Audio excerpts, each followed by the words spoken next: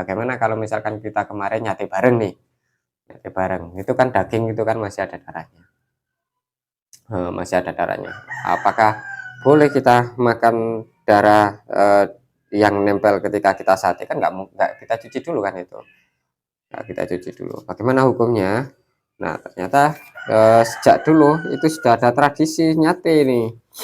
Jadi Sayyidatuna Aisyah itu pernah nyate bareng, eh, dan itu memang di maaf. Kunna natabahu al-lahma waddama fauqahu kunna natabahu al-lahma waddama fauqahu. Bismillahirrahmanirrahim. Assalamualaikum warahmatullahi wabarakatuh. Sebelum kita mulai ngaji, mari kita hadiah Al-Fatihah pada guru-guru kita agar yang kita kaji dipermudah oleh Allah Subhanahu wa taala dan bermanfaat di dunia. Hadirin Nabi Mustafa wa habibina syafiina wa qaratina sallallahu alaihi wasallam wa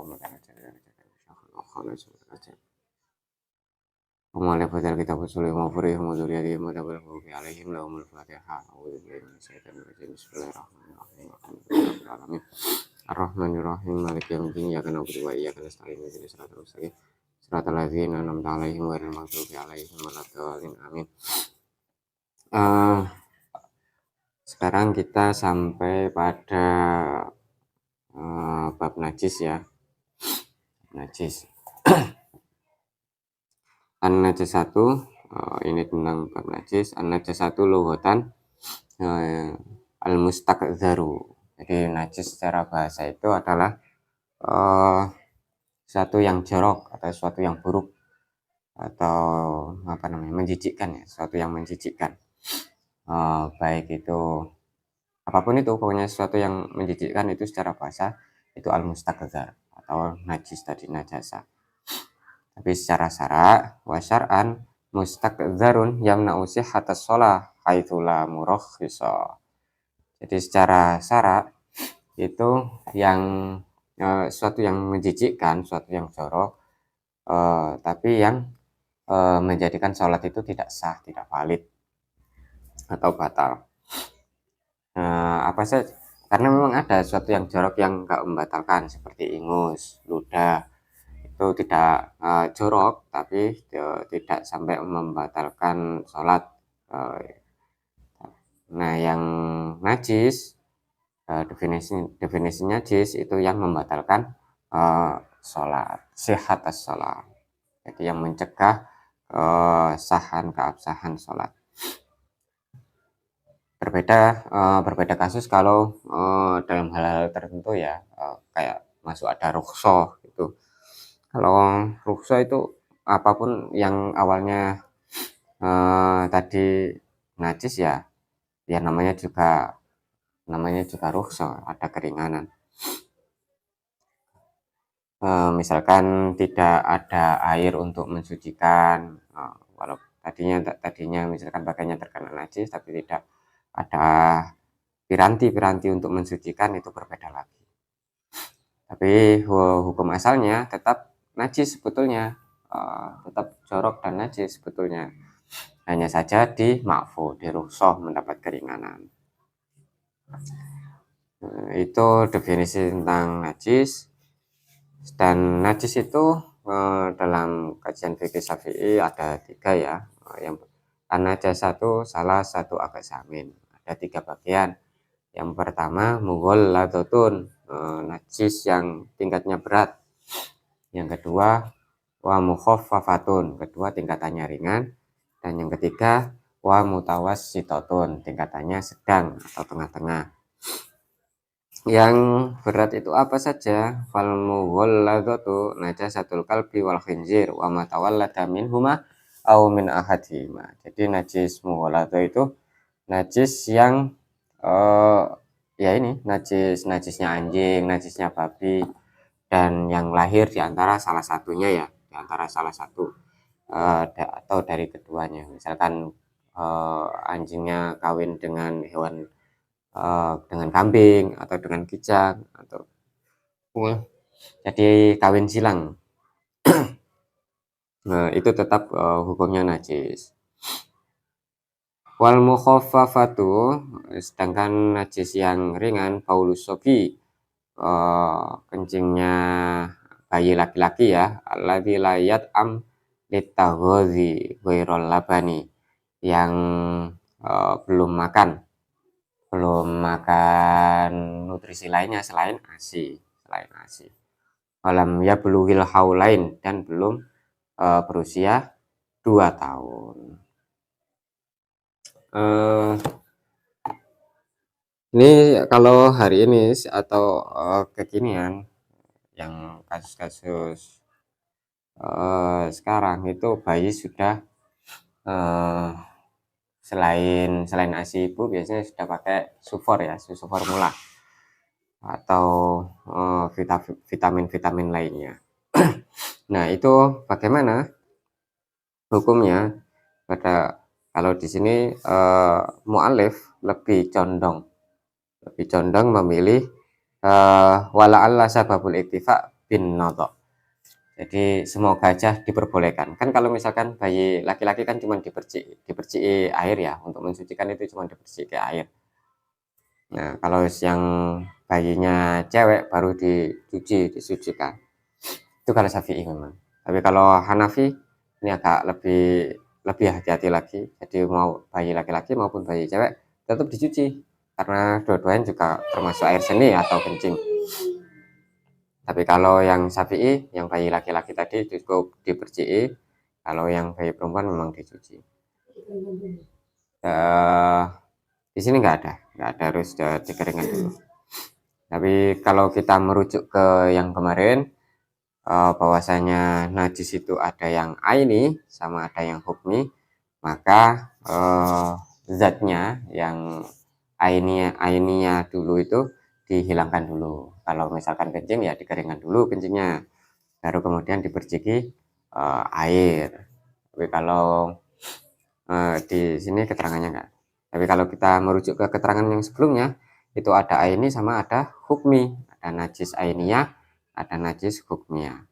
Jadi najis yang tadi itu zat najisnya dihilangkan dulu baru diperciki air. Itu untuk bayi cowok. Dan la'alla al-iktifa bin nadha, ya semoga aja walaupun minum sufor, semoga aja memang itu sudah mencukupi. Karena kalau tanpa rukhsah yang la'alla sababul iktifa bin nadha itu, tanpa percikan itu, mau gendong bayi akan ini nyucinya wegah banget. Terlalu berat, karena kan bayi kan ngompolnya lebih sering ya. Untuk bayi-bayi awal itu ngompolnya lebih sering. Dan semoga cukup dengan percikan air. Bagaimana kalau dengan bayi cewek? Ya, akhirnya dicuci. Kalau mengikuti yang Hanafi, dicuci kedua-duanya, karena itu lebih hati-hati.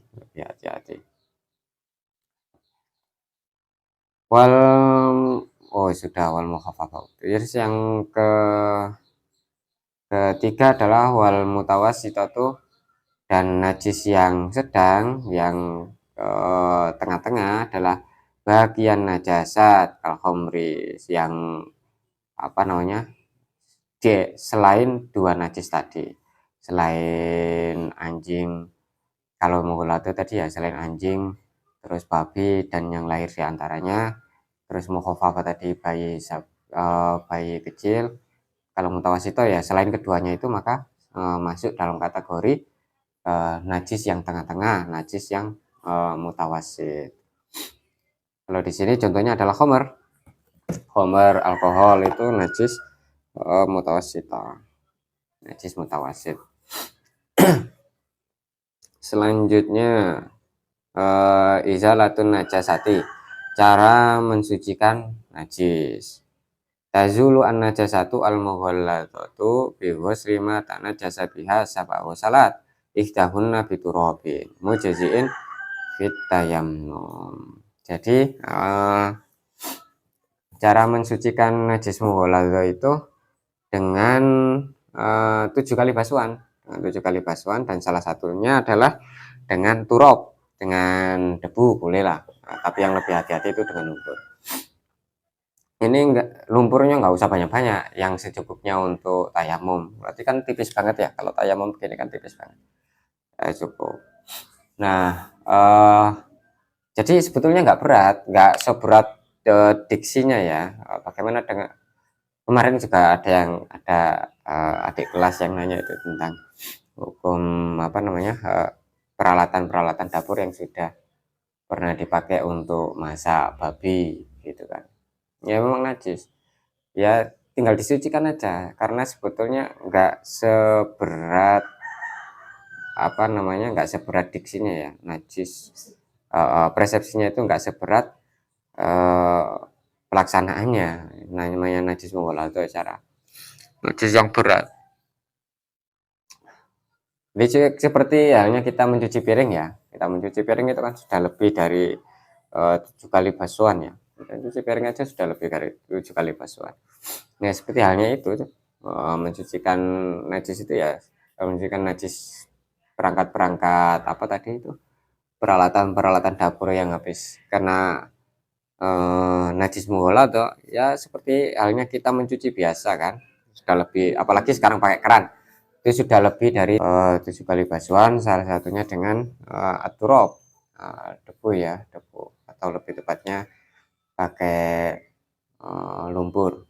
Kalau debu tadi sebetulnya enggak terlalu banyak, hanya cukup mujizin fit tayamum, bisa pakai yang tipis saja kayak ketika kita tayamum. Jadi enggak seberat persepsi kita tentang najis atau ya najis. Jadi cara mensucikannya sebetulnya mudah banget, ya, kayak nyuci piring gitu aja. Bahkan di sini kalau kajian kontemporer bisa digantikan dengan yang apa namanya, yang sel yang bisa menggantikan yang selevel, yang selevel artinya selevel dengan debu tadi. Misalnya pakai apa namanya, pakai sabun. Kayak ini biturobin au ayyasyai'in yakum maqamahu kasobun. Jadi bisa digantikan dengan sabun yang biar lebih marem, biar lebih mantap ya pakai debu aja, pakai debu salah satunya bisa pakai debu atau pakai pasir, ngambil pasir. Itu kalau cara mensucikan najis mughaladhah atau najis yang terhitung berat. Jadi enggak ribet sebetulnya. Yang mukhafafah, cara mensucikan yang mukhafafah wal mukhafafah itu biroshimatana jasa biha bimain ya ummuhu. Kalau yang najis ringan mukhafafah kayak najisnya siapa tadi air kencing bayi perempuan ya, air pipisnya bayi perempuan ya, dengan mengalirkan air atau mengguyurnya, mengguyur pakaian najisnya sudah selesai. Iya, yang sudah kering kan, yang sudah nggak ada airnya, sudah nggak ada zatnya, itu najis yang mukhafafah. Sedangkan najis yang mutawasitoh, cara mensucikannya wal mutawasitoh itu al ainiyah. Mutawasitoh tadi itu ada yang ainiyah, ada yang hukmiyah. Jadi yang mutawasitoh ini ada dua nih.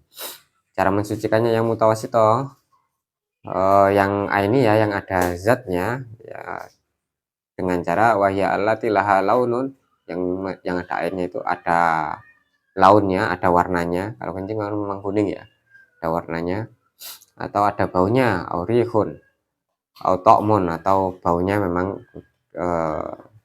bau tidak sedapnya sampai tercium ya. Maka cara mensucikannya adalah bizalati launiha wari hihima watok miha. Jadi semuanya itu tadi tetap dihilangkan. Cara mensucikannya tetap dihilangkan, antara bau zatnya semuanya dihilangkan. Apakah sudah suci kalau ainiyahnya sudah apa namanya tadi itu sudah dihilangkan? Belum.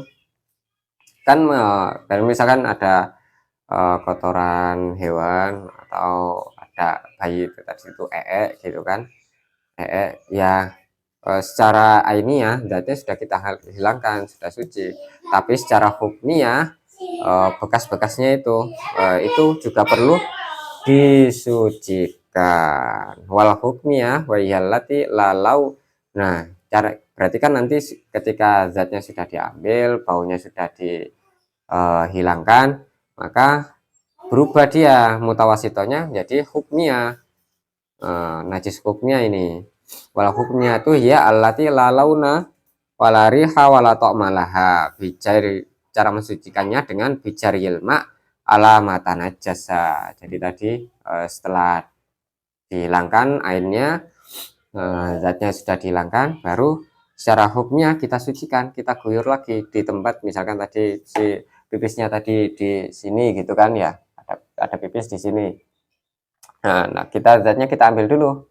Setelah kita ambil, baru kemudian bekasnya kalau sudah kering itu kita guyur air dengan cara disiram atau dialiri air, dirosi. Itu kajian tentang najis pada kesempatan hari ini. Oh ya, ini ada sesuatu yang menarik.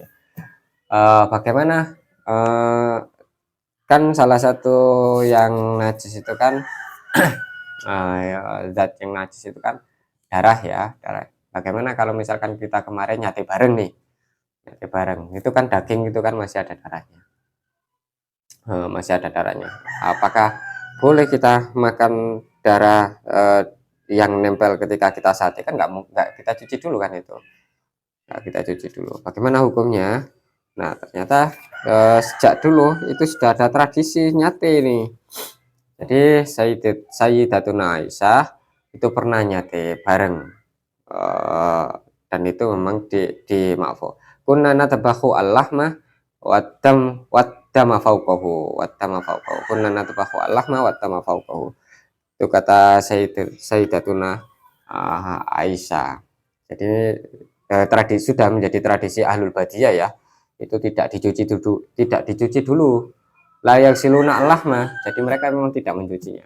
Jadi ya kayak nyate, BBQ itu sudah menjadi tradisi, dan itu darah yang najis, satu najis. Apa itu najis? Sesuatu yang jorok dan jijik, kayak nyate kan, darahnya masih nempel di daging, tapi itu enggak, ini tadi sudah menjadi sesuatu yang dimakruh. Jadi itu sudah tradisi dari dulu, sejak zaman Sayyidatuna Aisyah, dan itu sudah dimakruh. Dan itu tambahannya.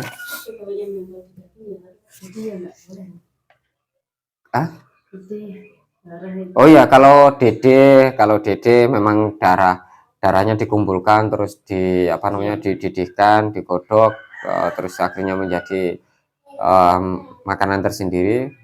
Daging itu kumpulan darah itu nggak bisa, tetap haram, itu najis haram. Kalau ada darah yang nempel di pakaian, asalkan nggak banyak, apa ukurannya banyak? Ukurannya banyak ya nggak sampai sebulat dirham ya. Dirham itu gimana ya, katakanlah koin mata uang, itu nggak sebanyak koin mata uang itu, maka itu terhitung sedikit kalau di sini.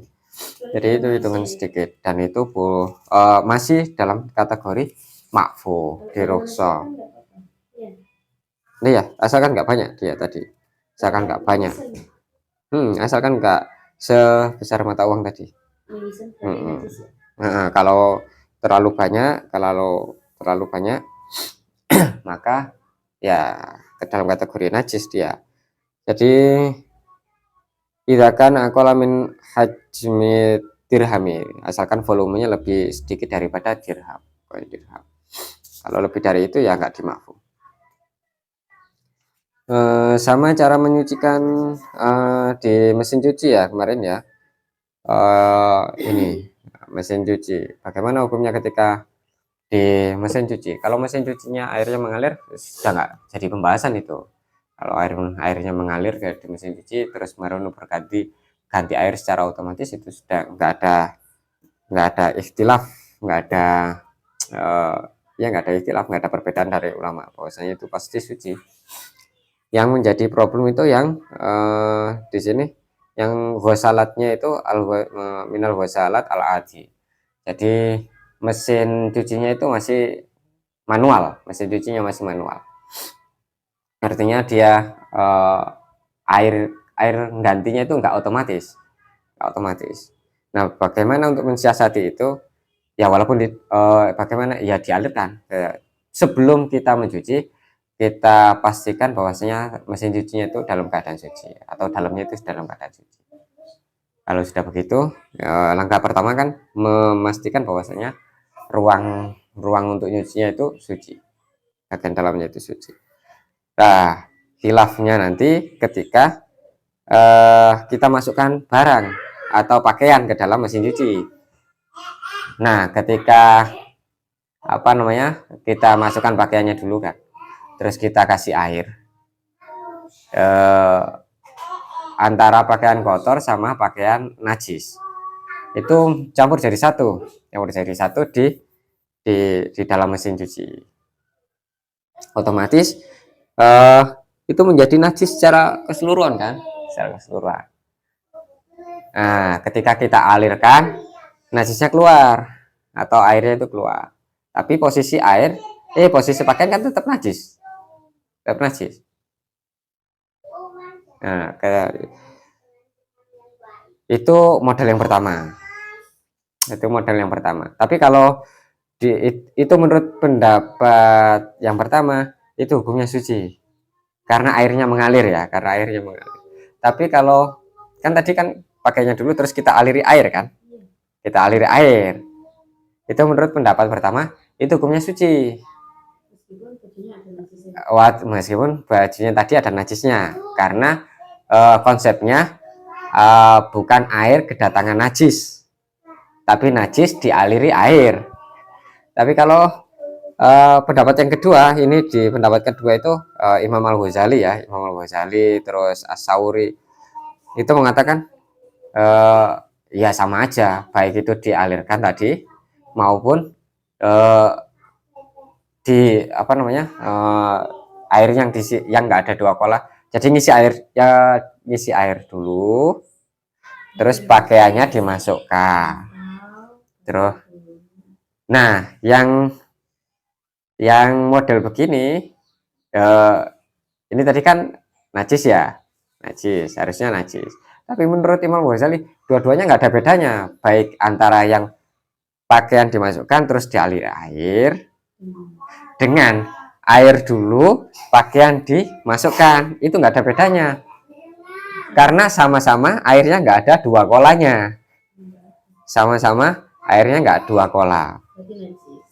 Nah, hukumnya apa? Hukumnya sama.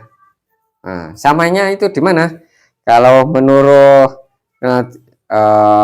qaul dhaif yang di Tuhfah, sama ini lemah ya, qaul dhaif di Tuhfah, sama pendapat Imam Malik yang kuat, asalkan satu, volume air enggak bertambah. Maksudnya volume air bertambah itu kalau kencing kan jelas ya, misalkan kita ada timba, kita kencing, itu kan berarti volumenya bertambah. Tapi kalau pakaiannya bayi tadi yang habis ngompol terus kering, nah itu kita masukkan kan nggak menambah volume air. Nah, satu, kata Imam Malik, asalkan volume nggak bertambah, terus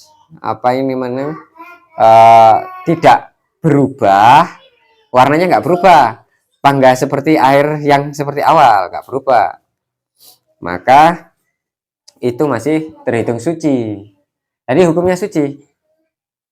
Antara tadi yang pakaian kita masukkan dulu, kita kasih air, sama ada air, terus kita masukkan pakaiannya, hukumnya sama-sama suci menurut Syafi'iyah, tapi dhaif. Tapi menurut Malik, pendapat yang paling kuat di Imam Malik itu masih tetap suci.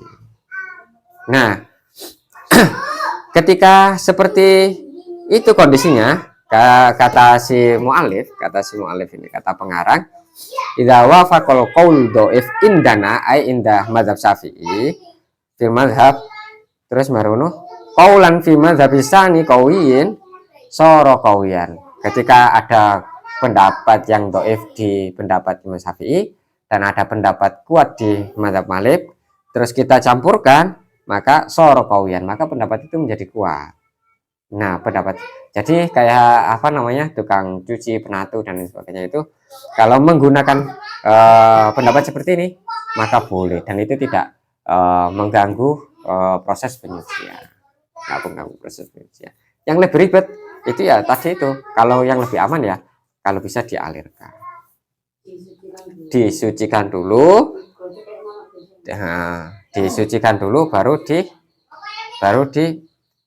sucikan. Cuman kan itu menjadi problem ketika penatu ya, kita nggak tahu mana yang suci sama yang nggak benar-benar nggak tahu, maka proses yang demikian atau mengikuti mazhab yang Maliki jadi maka itu lebih selamat ya, dan itu memang ada pendapat Syafi'iyah yang ringan, yang lemah. Demikian yang bisa kita kaji pada pertemuan hari ini. Semoga apa yang kita kaji bisa memberikan kita pemahaman ya, nggak jerimet-jerimet, walaupun tadi agak jerimet keterangannya. Semoga bisa dipahami. Allahumma anfa'na bima 'allamtana innaka antal alimul hakim. Subhana rabbika rabbil izzati amma yasifun. Wassalamu ala mursalin walhamdulillahi rabbil alamin.